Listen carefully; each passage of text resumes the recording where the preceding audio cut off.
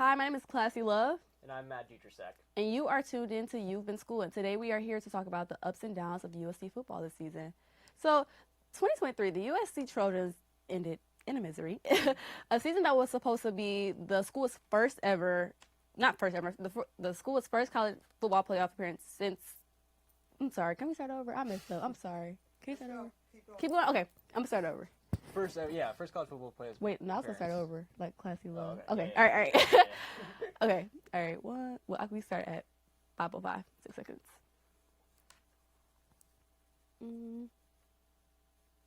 Hi, guys. My name is Classy Love. And I'm Matt Dietrichek. And you are tuned into You've Been School, and we're here to talk about USC's ups and downs for this football season. So this is the season ended in a misery. This was supposed to be a great season for the Trojans. We were supposed to see them go to the college football playoffs, and they lost 5 of their last 6 games, and they won 7 games total this season. It was a 180 turnaround from what it was supposed to be. Not the 180 that we hoped also. A ton of eyes were on Coach Riley, and I think the eyes will be on him even more next season to see how he would turn this program around. How do you feel about this season? Yeah, I mean, like you said, it was a big disappointment at the end. Winning your first 6 games, feelings were good. You go into Notre Dame as a top 10 team against a really good opponent, and you really just laid an egg. And then, later on in the season, you fire Alex Grinch as your defensive coordinator. And like you said, eyes are on Lincoln Riley for sure.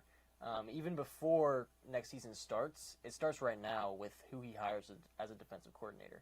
Are you going to go get a guy like Jim Leonard, who has been in the Big Ten before? He knows what it takes. He has had top defenses at Wisconsin. What are you going to do with that defense? Are you going to bring in top talent from the transfer portal? You really need guys up front, offensive linemen, defensive linemen, to really shore up that line. Also, speaking of replacements, we do have to find us a new quarterback.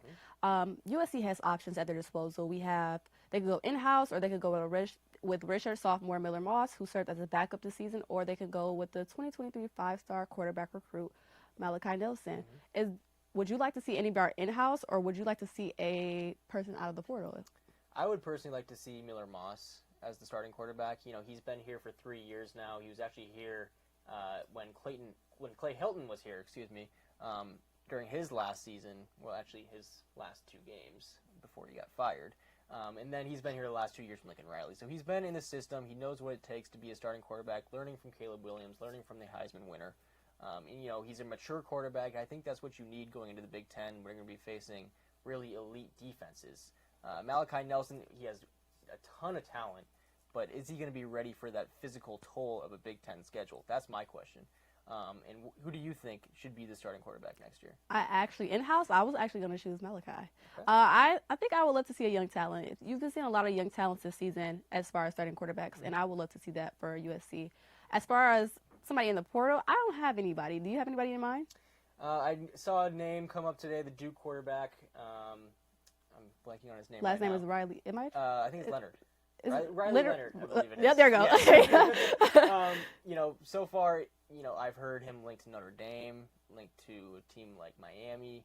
I don't know his chances of, going to USC. Usually if a guy is linked to Notre Dame, he's probably not interested in USC. So, That's honest. But, you still got to wait for those names to come in through the portal. It's still early. Teams have their conference championship games. There's a guy like Cam Ward from Washington State. Is he going to enter the portal? Who knows? But, there's always a chance that they go portal hunting like they did for Caleb Williams. But, is there going to be a talent like Williams in the portal? That's yet to be seen. Who do you think could be, in the portal that the Trojans should pick up?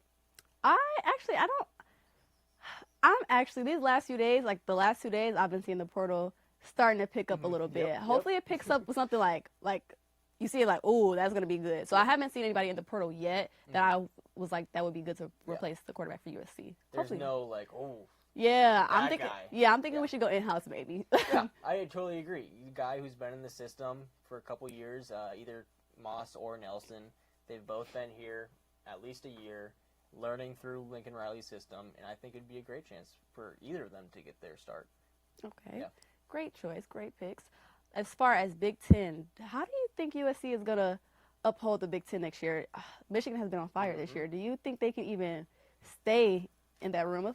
Well, football? it's gonna be a real challenge, and before they even start the Big Ten schedule, they're gonna have to play LSU, which, hey, welcome to the Big Ten schedule. Here's your non-conference schedule, and you got LSU in Vegas. Good luck with that one. So really, it's a real challenge from the start. You know, you have teams like Michigan, like you said, at the Big House in Ann Arbor. That's going to be a really, really tough game. You have a team like Wisconsin here at the Coliseum.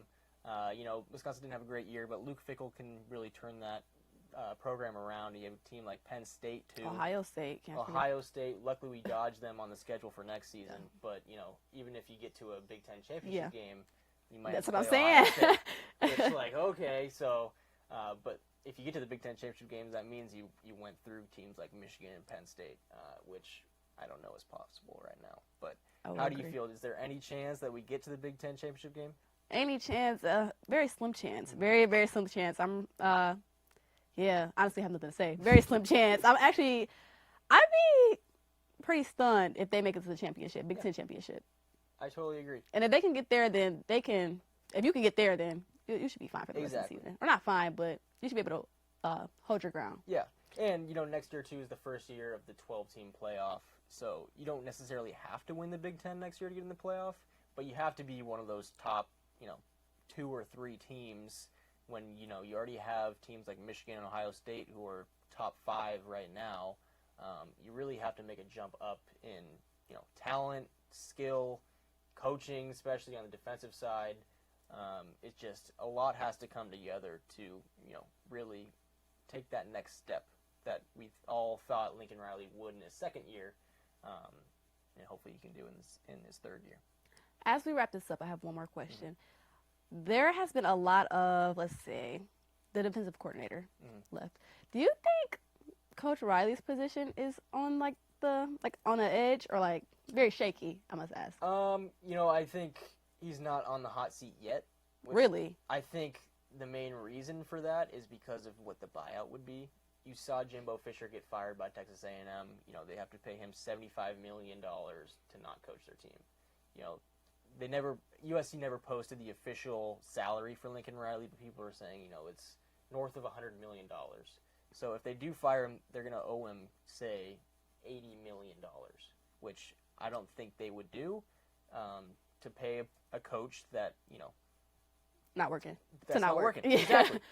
You know, I would say it's more possible that he goes to the NFL than, you know, they fire him. But say I give him 2 more years. If he keeps struggling, then I think there might be a little reason for concern. But, you know, 2 more years, and then we'll see what happens. What do you think? Is he on the hot seat?